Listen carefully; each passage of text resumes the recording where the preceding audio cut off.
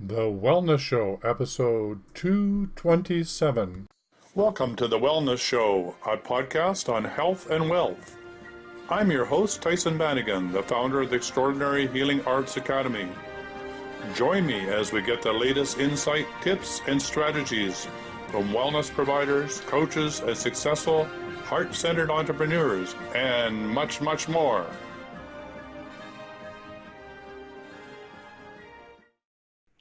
Welcome to the Wellness Show. This is your host, Tyhson Banighen, the Illuminator, helping bring you and humanity into the light.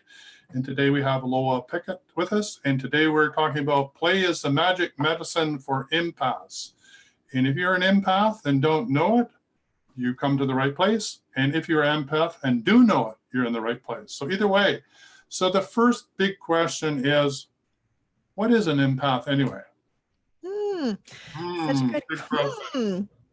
Yes, because it's often confused with empathy, and they're not the same thing. So when we have empathy, we have compassion for somebody else's experience. We can relate to what it is that's happening with them. Maybe if they're feeling sad, we can say, oh, I felt sad too. I know how that is. When we're an empath, we actually take that one step further. And rather than simply holding compassion for other people, we actually feel what they're feeling. And so when we're with somebody who is sad, we don't not only can relate to their sadness, we begin to feel their sadness. And sometimes it becomes very confusing because we are feeling all of these things all the time because we're alive as a human and we're interacting with people everywhere. But we aren't even aware whether what we're feeling is actually ours to begin with.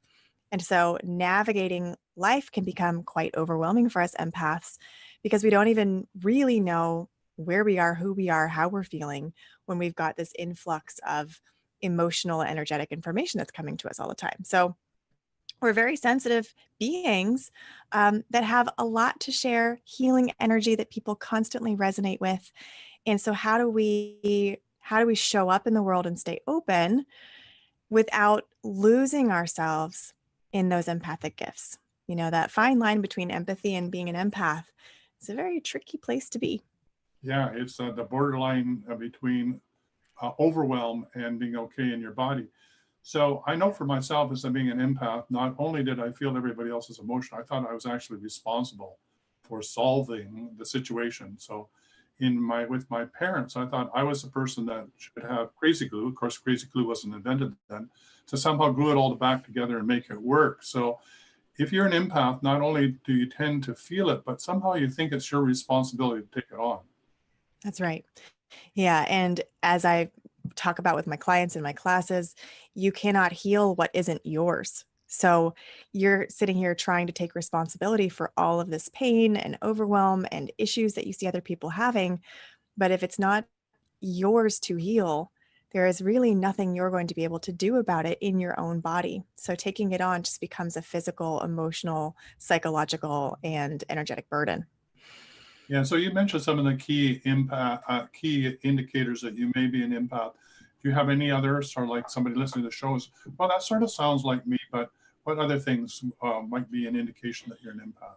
Yeah, so what I talked about is one of the more common ways of coming to this clarity, but I have found that there are some really sneaky side effects of being an empath that a lot of people experience and wouldn't have normally connected those things together. So one of the more surprising ones is actually a habit of being a perfectionist.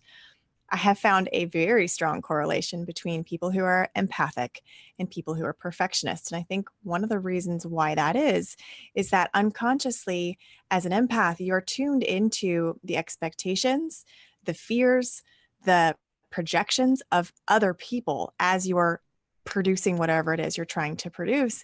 And it's compelling you to try and do it better and better and better, be more and more perfect at it.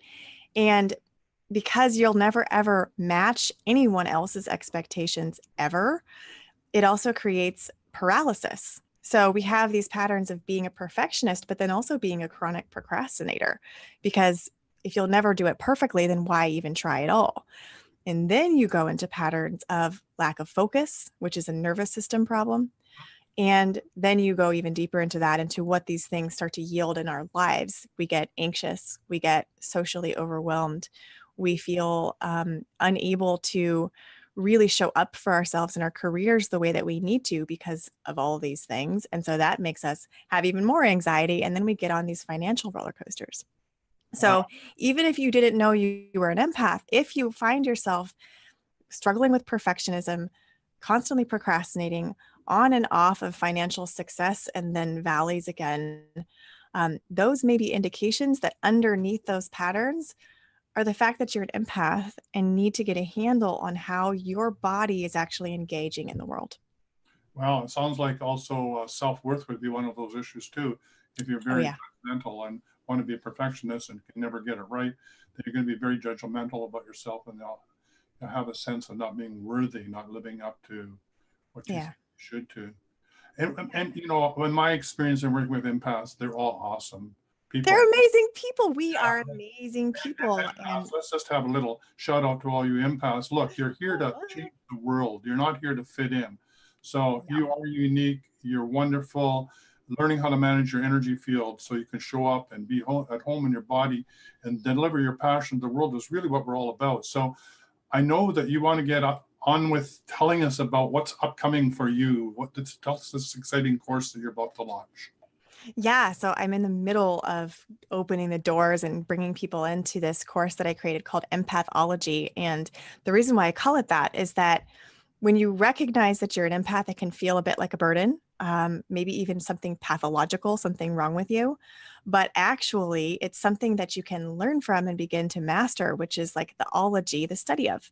So we're taking something that's a problem or a burden and turning it into a course of fascination, something where you can actually become a master of your field, your emotions, your nervous system responses. And that's the exact stuff that I teach in this class. It's not like anything else I've really seen out there for empaths, because it's not just about shielding and energy boundaries. It's about the biology of why we create the behavioral patterns we create, the things that stem back to our childhoods in what helped us develop these superpowers in the first place.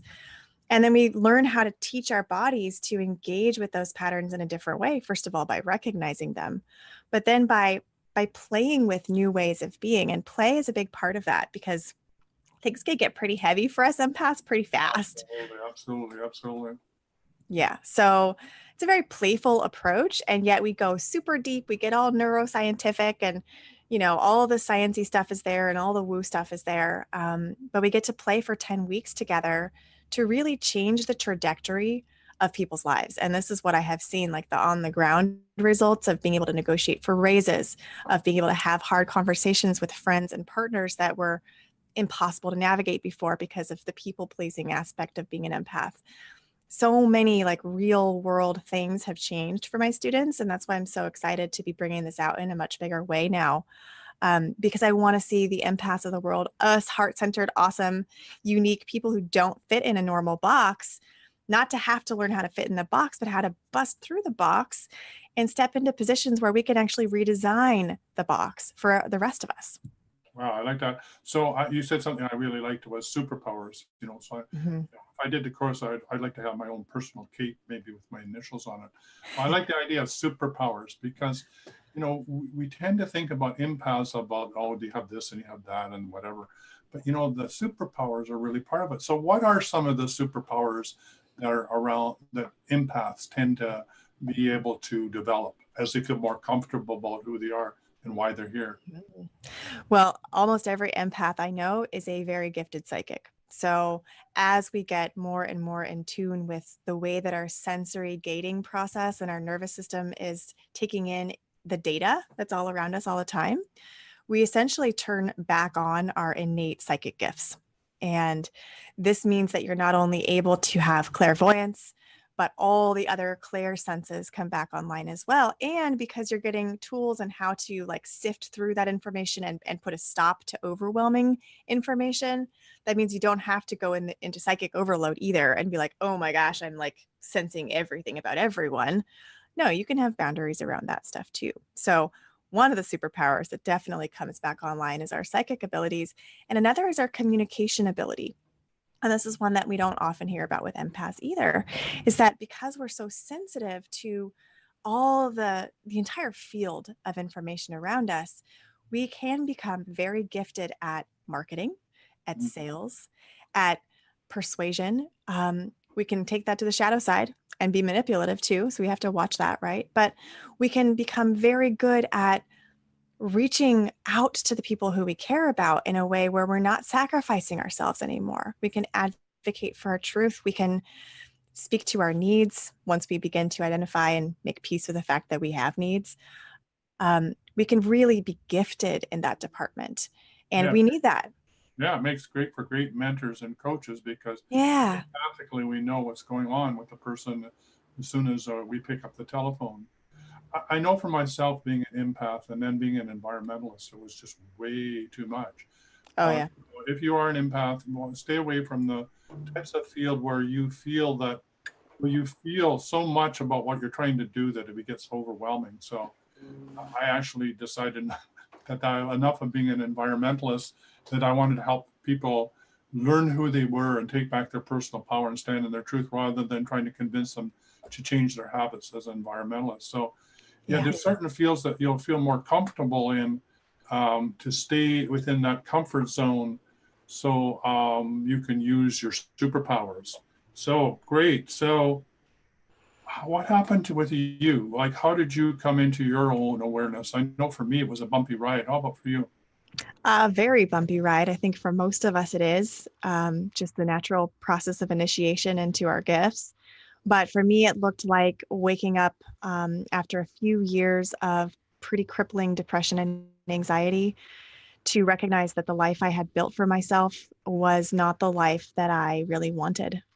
It was the life that had been packaged and sold to me as an American.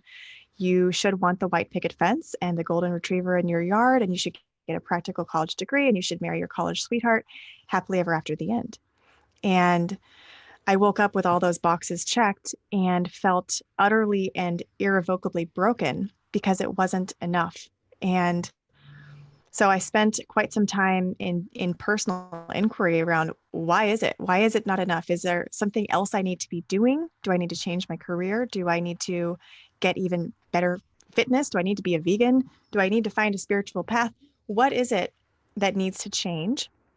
And ultimately, what I came to the conclusion of was that I needed to stop disempowering myself by handing over all the responsibility for my choices onto other people, because I could feel what they wanted from me. And instead of honoring what was right for me, I became the people-pleasing good girl and said, no, I'm just going to like stay on this train because it's too inconvenient for them if I change my mind, if I go in an authentic direction for myself. And what was my ultimate wake-up call to like really make some pretty drastic big changes was the birth of my first child.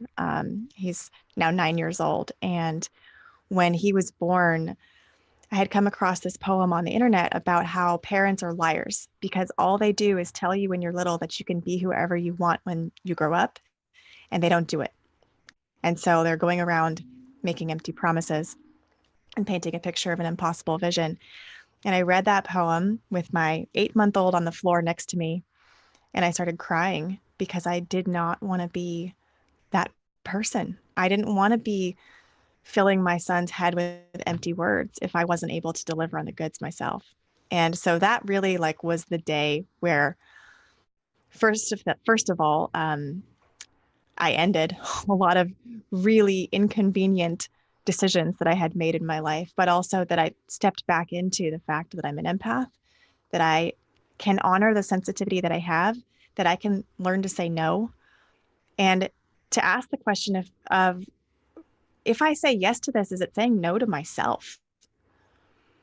And so I started to ask questions like that, very powerful questions, over and over again in the course of the next few years, and systematically redesigned my life. I went from having a life that looked great on the outside and feeling like crap on the inside to having a life that looked great on the outside and felt great on the inside, right? Like my life now looks very similar. I am married to a different person. I have this. Yeah, that's what I was going to ask. Yeah. Did that survive relationship? No, it couldn't because I died. Like the person that I was who said yes to that whole arrangement was no longer. And so I also came to grips with the fact that divorce is until death do you part most of the time for most of us. Mm-hmm. And I had to kind of have a funeral for the life that I had designed for myself and make way for something much more truthful. And of course, that frees everybody else up to have a more truthful life as well. So it's a gift to everybody once we start to step into our truth. But it's a nasty, ugly, bumpy process, to be honest. Yeah, absolutely. How long did it take you to go through your, walking in the shadow of death, so to speak? Yeah, I would say it was about 3 years from the first kind of like hint of something's really, really off here to starting to make the big leaps. And once I started to make those decisions, it happened rapid fire. From that point forward, it just accelerated. 2012 was really the year of big sea change in my life. And between February and May, everything changed. So, like it went from 3 years to 3 months and in an instant. Well, it seems to me with that sort of background, the empathy and compassion you're going to have for other people as they go through nothing short than a near-death experience, because you're going to have to let all that go, all those Yeah. boxes that you think that you needed to fit in, which I said at the very beginning, please, if you're an empath, you're not here to fit in. There's No. nothing to fit into. You're on a unique trajectory. You're here to change the planet and make this a better place to live. Our job, my job, your job, is to help you do that in the quickest way that we possibly can. We've been around the block. We've done the dark night of the soul. We might want to make it easier for you. And so let's go back to your course. So taking that experience and what you had, how does that come into the course then? Yeah. So, first of all, it gave me an immense amount of compassion for people who are going through that level of personal inquiry and the recognition that things are deeply wrong with what they've agreed to in their lives up until this point. It's not a painless process. And when I was going through it, there was not a course, there was not a mentorship program, there were not really coaches who were aware of how to go through this as an empath when you're feeling everyone else's stuff too. Mm-hmm. And so as I began to come out with my story, people were inspired and they started to say, well, how did you do that? How did you have the courage? And so I began to take on private clients and kind of develop a curriculum and a process over the last, now it's been like 9 years. And I decided that, that kind of level of coaching is not available to everyone. It is now a very distilled process, and it's something that you don't have to take 3 years to experience once you make the decision to start to change your patterns. Mm-hmm. It can actually be very, very quick. And it's even quicker when you have a guide and a community to support you. And so that's where Empathology was born from. And it really gets all of my, like, all of the things that I get excited about checked off. I love to get creative. I love to help people remember how to play again. So, like, all the homework in class is very playful because it's not just about understanding a concept. It's not about thinking it's about living it out loud in your life. And so I love to challenge people and to dare people to really rise up into, well, who is this person you're becoming? How does that person act and behave out in the world? And let's play with that a little bit every day, every week, so that you can really, really have this not just be another course that you took and forgot about. That is not my mission. Well, we got 2 minutes to go here. And so tell us, how long is the course? How many people are usually in the course? And of course, the link will be in the show here in the show notes about how you can join and participate. Give us a little bit more detail about the course. Yeah, sure. So it's a 10-week course. And of that 10 weeks, only 8 weeks have teaching content because I've learned the importance of breaks and integration. It's kind of like you need a nap to grow. So I have built-in nap time into my course. And actually, that's some of the play work that you have to do. And it's actually starting very soon. Course starts this time around the beginning of June, but we always go in rounds. And each round tends to have anywhere between 30, 50, sometimes even 100 students. We really have the capacity to hold as many as who resonate with the work. And it's always the right people at the right time who come in, who feel that call. It's like a soul family gathering. There is a Facebook community aspect to it, so people can share what they're going through. It's where I get a lot of my testimonials of people being like, oh my God, I'm 3 minutes into the first video, what? and then there's live calls as well, because we want to have that knowledge that somebody is really walking us through this process. So there's live coaching, there's the video trainings, there's audios if you need that, and play work in the community. It's just a really incredible experience. It's definitely my life's work, and I'm so proud of being able to empower people in the way that it's happening in there all the time. Well, thank you ever so much for showing up on the Wellness Show.